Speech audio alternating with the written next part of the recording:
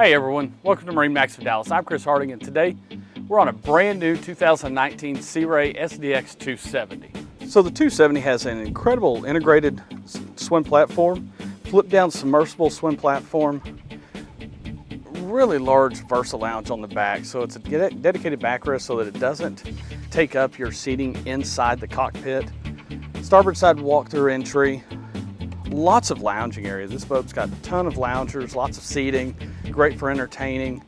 You can actually take these backrests, flip them back and forth, give you some nice loungers, more seating on the starboard side. The boat is equipped with a Wakeboard tower and tower speakers, full bimini top.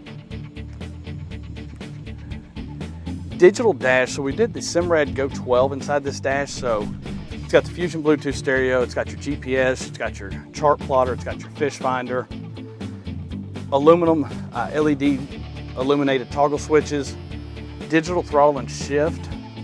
We are going to have an upgraded head, so it is going to be a vacuum flush system, so it does have a holding tank. Plenty of room in the bow, lots of seating, lots of lounging, flip down armrests. This boat is equipped with the bow filler cushions. And you've also got